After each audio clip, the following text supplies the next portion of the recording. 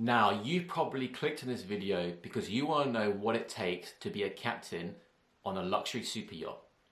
My name is Tristan.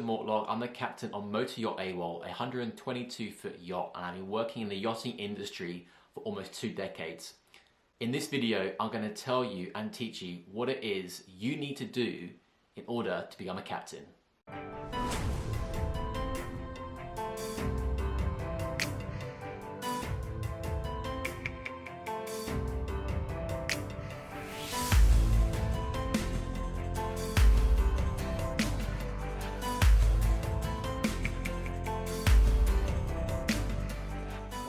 Before we dive into the video, I would like to thank Skillshare for sponsoring today's video.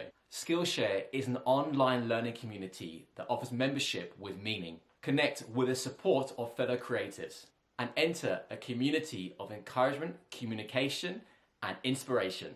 If you're uncertain about what's next, creative challenges and productivity classes can be a great way to help you structure your time and set up achievable goals. That being said, I took a class with Aaron Draplin on how to make merchandise with Draplin. What I learned was how to find different suppliers, different vendors. What I learned was about the design of a merchandise, the final product, testing your merchandise, and I had no idea the amount of effort that goes into creating fantastic merchandise. So whether you're looking to fend off boredom, focus on self-care through creativity, or join a similarly creative community, Skillshare is the place to keep you learning. And right now, Skillshare is giving away 2 free months of premium membership to the first 1,000 people who click my link in the description box to help you explore your creativity. And then after that, it's only around $10 a month. So click on my link down below to visit Skillshare today. You can learn a new skill, enhance your creativity, or simply fend off your boredom. And the first 2 months are absolutely free.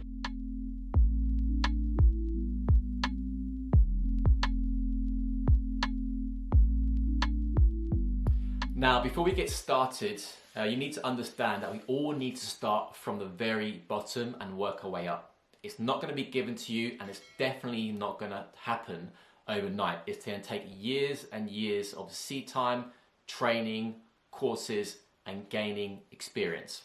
Before you get your first job on board any luxury super yacht, you need to do a few courses first, and these are the courses that you need to do.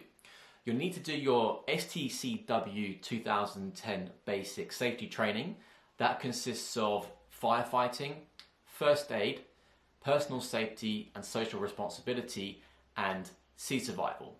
It normally takes around 5 days to do this course. The next course I'm going to recommend is also 5 days, is the ECDIS. That's the Efficient Deckhand. Then what you're going to want to do is, you've got 2 options. You can either do what we call a 0 to Hero YachtMaster Offshore course, or start off slow and get your RYA Powerboat Level 2 and then work up to your Yachtmaster. Now, the RYA is a recognized organization. They're recognized by the MCA, who are the Maritime and Coastguard Agency. The RYA is the Royal Yachting Association. They're the ones that will issue you with your Powerboat Level 2 and with your Yachtmaster and your Yachtmaster Ocean as well. Right, so once you've completed these courses, you're going to want to put your CV together. Now, there are a number of templates online. I suggest just Googling super yacht crew CV templates, and then from there, put your CV together. Once you've got your CV together, you want to start applying to all the super yacht crew agencies. Now, it's very simple. Again, go onto Google and just type in crew agencies for super yachts, and you'll see there's a ton of them, and sign up to as many as you possibly can. Once you've signed up, in an ideal world, if you can financially afford it, you want to get to one of the yachting capitals. Now, yachting capitals will be places like Antibes in the south of France, or Palma in Mallorca, those kind of places.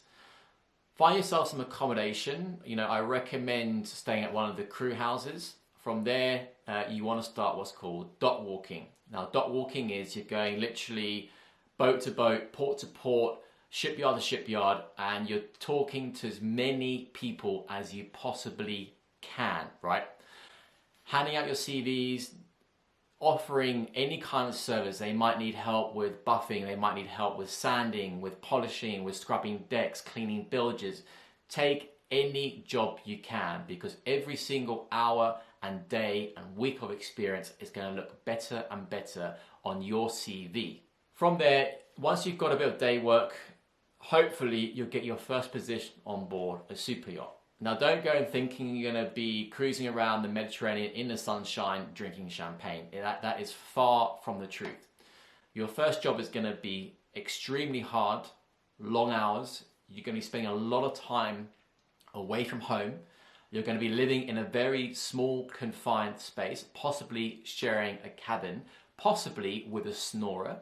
Your first job, you're going to get all the worst jobs. You're going to be doing, again, you're probably, if you're a deckhand, you'll be cleaning the boat every single day, polishing, sanding, varnishing, helping the engineers out with all the crappy jobs they don't want to do. And bear in mind, this builds character, this builds experience, and this builds knowledge. So you've got to understand that you're not just going to jump into a position, you'll be captain, and you're going to sail off into the sunset. So as long as you manage your expectations, then over time, you'll get more and more experience, more knowledge. Over the years, as you gain more experience and more knowledge, you're going to be looking at doing a few more courses which are issued by the MCA. Now, the MCA is a Maritime and Coastguard Agency. They issue all the seafarer certifications for us Brits under British legislation, and they set out all the requirements in order to do certain exams. The next exam you're going to want to do is probably your Officer of the Watch yacht. Now, what this certificate allows you to do is you can be an officer on board a vessel not exceeding 3,000 gross tons, commercial yacht. But in order to do that, you need to meet a few requirements. You first need to have 36 months holding the RYA YachtMaster Offshore, 36 months sea service. You need to have completed what is called your training record book.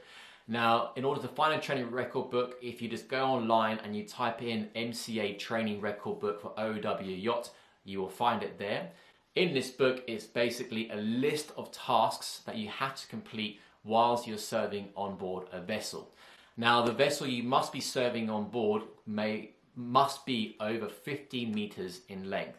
If it's under 15 meters, then your experience is not valid in accordance to the MCA.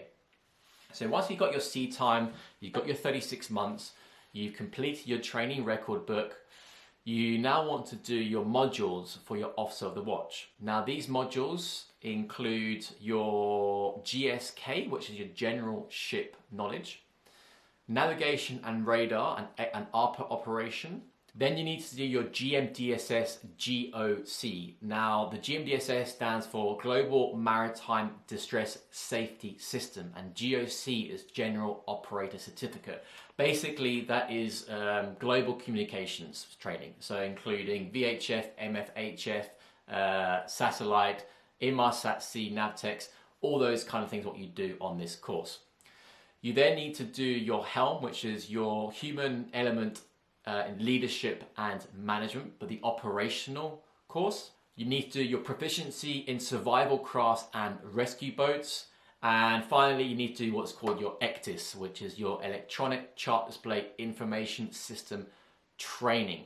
Once you've completed all these modules, you'll have to do, on the majority of them, you have to do a written exam. So you go into an exam room, you write the exams then get put into an envelope sent to the UK if you're not already in the UK for marking. Now, you need to obviously pass all the modules in order for the MCA to issue your COC, which is your Certificate of Competency. Right, so now what have you got? You've now completed the minimum requirements of 36 months. You've done your training record book. You've completed all your modules. All your sea time's been certified. Now you are ready to sit your oral exam. Now, there are a number of oral exams, oral examination centres throughout the UK. Personally, I did mine in Liverpool, but there are others. You can find that on the MCA website. Before doing your oral exam, most schools, instructors and the MCA will recommend that you do what's called the oral prep course, which is, depending on the candidate or the student, it's about a 5-day course where you go into the classroom and basically you sit down with the instructor and then we're just drilling in things like the collision regulations, lights, what to do in certain emergencies. Basically, it's training you for the oral examination, and they try and, with data and information and the syllabus, is train you in what the questions might be in the exam. So that's a course I highly recommend because you're only going to do yourself more of a favor by doing this course than by not doing it. So fingers crossed, you walk into the exam room, the examiner's going to sit you down, and the exam will probably take anywhere between an hour to 2 hours. He's going to ask you a number of questions. If he's happy with your answers, he's going to pass you. If he's not, if you fail on the core regs, he is going to fail you, and he will or she will fail you. But let's assume you pass. You've now got all your certificates, you've got your pass certificate. Now you need to send everything to the MCA in Southampton, and they'll get all the information together and then issue you with your MCA Yachts Officer of the Watch COC. Right, so from there now you are qualified to be a deck officer. Don't think that straight away because you have this course you're going to be promoted to a deck officer. You might be moved up to a bosun or lead deckhand, but if you're working on a smaller boat, you may be moved up to officer. From there, you need to do some additional sea time. You need to do a minimum of so from there you need to do additional sea time. If you want to go and get your what's called the MCA Master 500 Yachts, you'll then need to do, once your COC has been issued for your OOW, you'll need to do a minimum of 12 months and 120 days of sea service.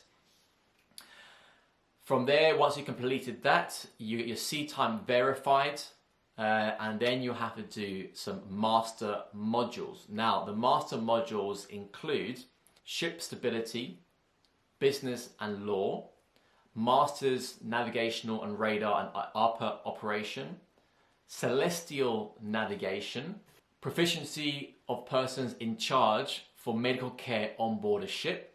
You need to do helm management. Remember, OOW is helm operation, the human element of leadership management, and seamanship and meteorology. Again, after these modules, most of them, there'll be a written exam, and in other modules, there are practical exams.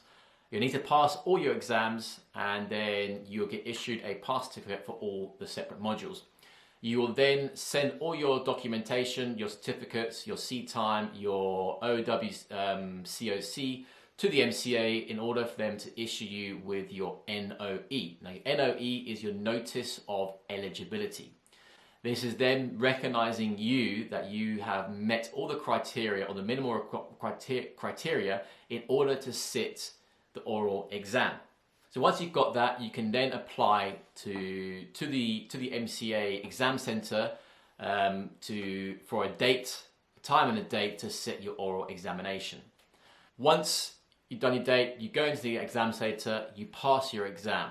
This is it. This is where you want to be. You pass your exam, you celebrate, you have a few beers with your friends and family, and then it's good times. Then you send all the paperwork back to the MCA. They issue you with your Master 500 COC. From there, you need to move up to Master 3000, which is where I'm at. You're going to need an additional, after passing the 500, an additional 12-month sea time and 120 days of sea service. There are no more modules. The only thing you have to do is sit the Master 3000 oral exam. Now again, like I said earlier, my recommendation is you do the oral prep course. It's only about 5 days. If you need more time, There are tutors out there that do one-on-one training, they do online training, there's schools that do plenty of training, there's plenty of facilities out there and schools that can help you. So during all this time between all the courses, while you are working on board, maybe one yacht, maybe two, maybe various yachts, you want to get as much sea time as you possibly can. You want to get as much bridge navigational watch time as you possibly can. You want to be doing everything in your power to learn from the master on board that particular vessel, or learn from your superiors. Try and get them to spend time with you. You're going to be wanting throughout your yachting career to continuously practice your collision regulations, continuously be doing drills on board, which you should be doing anywhere, training in contingency plans, using ECDIS as much as you possibly can, using all your bridge equipment as much as you possibly can, so you stay current and you stay familiar with it. Now, being a captain on board a super yacht isn't just about getting sea time and passing courses. It's everything. A captain's responsibility on board any vessel is three things: to ensure the safety of life, to ensure the safety of the vessel, and to ensure the safety of the marine environment. Now, it sounds very simple, but under those three things are a huge array of subdivided categories, right? Your job is to ensure that the crew are well trained, well rested, qualified to do the job, and that they are safe. Your job is to make sure your vessel is safe, that you meet all the certification, all the criteria, all your certificates are in date, all your drills are done, all your inspections are done, and that you are logging all the necessary information. You will also be to make sure that the vessel is complying with ISM, which is the International Safety Management Code, and so on and so forth. The hardest thing about being a captain on any vessel is going to be the people that you're working with and the people you're working for. That is the hardest thing. You need to have good people skills. You need to know how to communicate with people from different countries and different cultures, and try and be as diplomatic as you can in every single situation. There are going to be days where you, as a captain, will have good days and you will have bad days. You are human, you will make mistakes, but the more time you spend on board, the more time you are active, the more knowledge, wisdom and experience you are gaining on a daily basis. So those are really the very basic requirements you need in order to become a captain on a luxury super yacht. Now, please bear in mind, I did miss a lot of things out. Otherwise, this video could have gone on for hours and hours. That's just the broad, spec on it, so to speak. So really hope you enjoy this video. I hope it's given you an insight into the requirements on becoming a captain on one of these beautiful, luxurious super yachts. The work that is required, the determination that is required, the training that is required, the sea time that is required, and more importantly, you as a person just keep persisting and keep putting in the hard work. Really hope you enjoyed this video. If you did, I really appreciate if you just click that thumbs up button, because it really does help me and the channel. If you haven't done already, do consider subscribing for future videos. I look forward to seeing you all next time.